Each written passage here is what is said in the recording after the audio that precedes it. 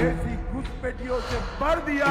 আরে এই ভাই দেখেছিস অমিত শাহ এসে কি বলছে? বাংলায় ঘুষপেটিয়া ঢুকে পড়েছে। ঘুষপেটিয়া? এই তো দেখ না। बंगाल को बांग्लादेशी घुसपैठियों से भर दिया। কি বলছে এসব? সীমান্ত পেরিয়ে যদি বাংলায় ঘুষপেটিয়া ঢোকে, সীমান্ত পাহারা দায়িত্বে কে আছে? বিএসএফ। অমিত শাহের স্বরাষ্ট্রমন্ত্রকের অধীনে কে? বিএসএফ। নিজেরা তো নিজেদের ভুল স্বীকার করবে না। পহেলগাঁওতে জঙ্গিরা ঢুকলো কিভাবে? দিল্লিতে বিস্ফোরণ হলো কিভাবে? 10th November 2025, 6:52 p.m. বলছে বাংলায় নাকি মা বোনেদের কোনো সুরক্ষাই নেই। বিজেপি শাসিত রাজ্যই নাকি বেশি সুরক্ষিত।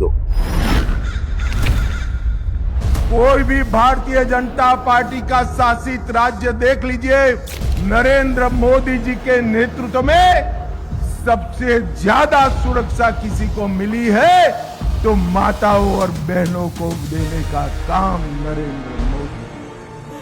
নির্যাতিতার দেহ সৎকার করে দেয় পুলিশ। অভিযোগ পরিবারের আপত্তি সত্ত্বেও যোগী আদিত্যনাথের পুলিশ মাঝরাতে তরুণীর দেহ তুলে নিয়ে যায়। কি মিথ্যুকেরা! এনসিআরবি রিপোর্টে তো বলে দিচ্ছে উত্তরপ্রদেশ, রাজস্থান, মধ্যপ্রদেশে মহিলাদের উপর কি সাংঘাতিক অত্যাচার হচ্ছে। কুলদীপ সিং সেঙ্গার, ব্রিজভূষণ সরোজ সিংরা তো বিজেপির পোস্টার বয়। ওদের কাছে ধর্ষকরাই হিরো। এই নিয়ে অভিষেক ব্যানার্জির বাইকটা শুনেছো? কোনটা রে?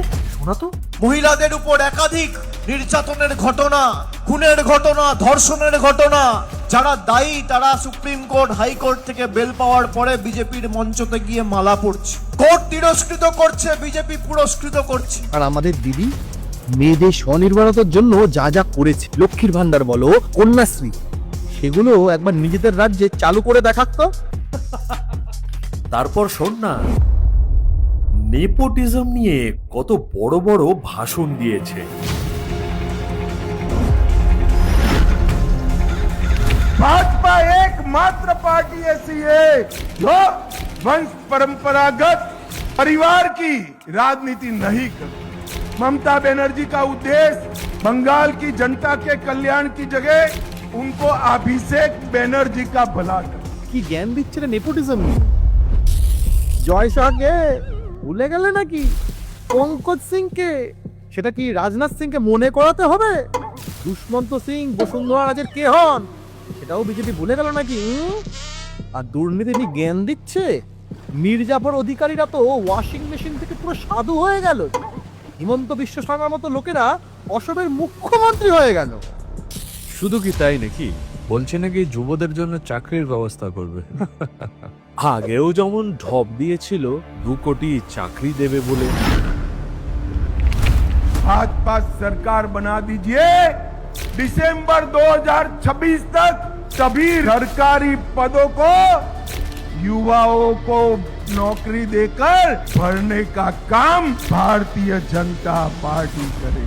কিছু হয়নি গো দাদা, সেখানে আমাদের বাংলা অনেক ভালো। স্কুল কলেজ থেকে কাজ খোঁজা পর্যন্ত সরকার তো আমাদের পাশে আছে।